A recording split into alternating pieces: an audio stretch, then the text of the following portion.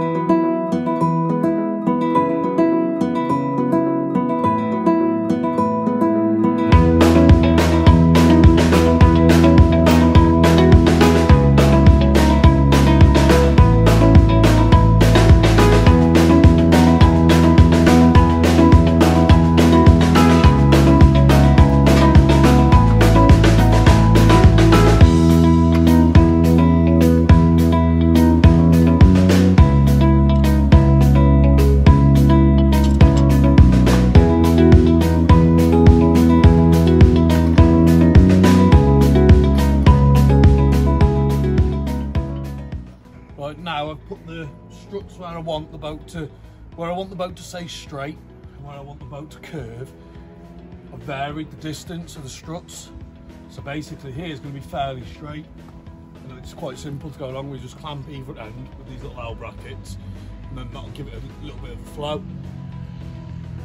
Where we come to the end, where it's got more of a curvature into it, what I'll do is I'll slice the back of the metal, use the clamps to bend it to the props, and then I'll re-weld the bars to make them solid again. That's what I do.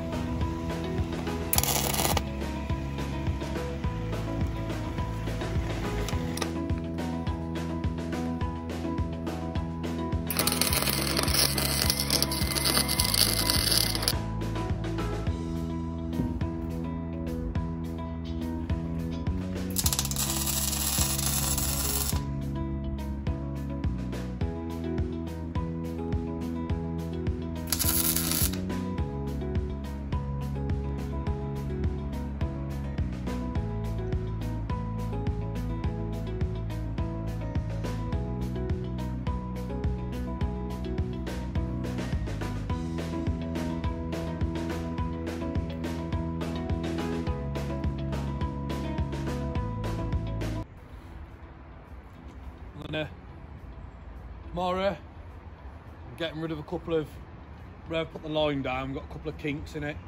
I want to make everything true. So there's 2 bars that I've got to chop out tomorrow that I'm going to straighten up because I want it to be the shape that I want.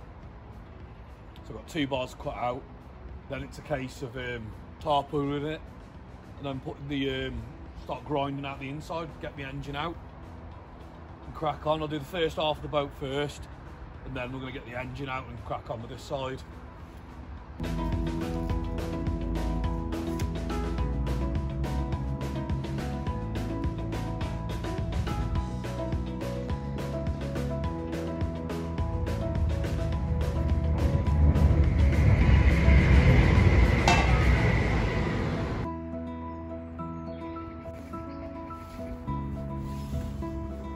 It, man.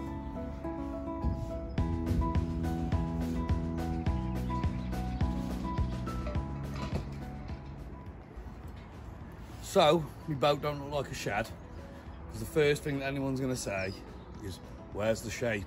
And because it's my first boat, I've already had people saying, yeah, well, make sure you don't make it look like a shed. So I thought I'd put extra effort into making sure the back end's got the right swoop to my own shape. I want it big and proud at the front, and then a swooping at the back.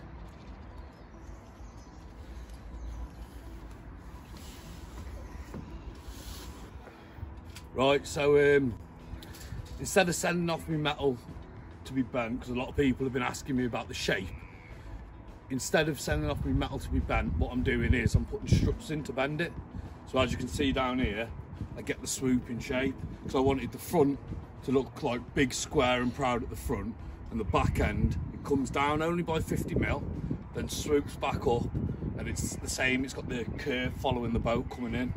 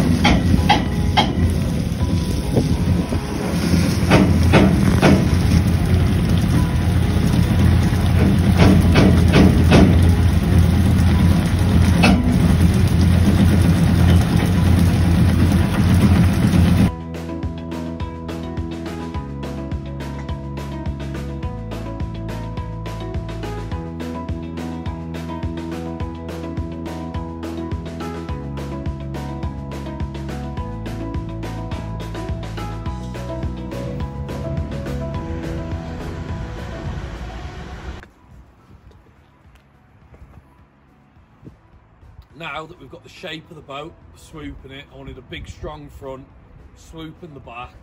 I've achieved that now. I've got 50mm drop, and then swoops back up again.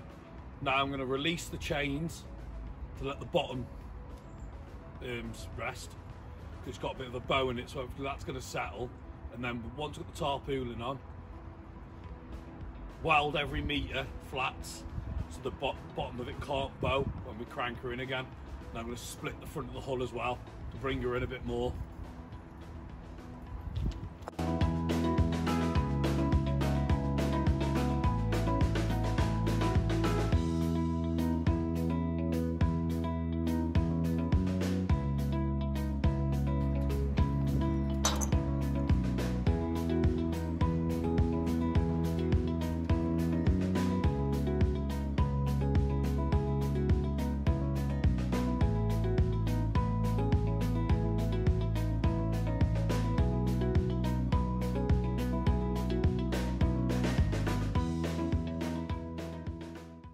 Right, so I've just done, got up to the boat again.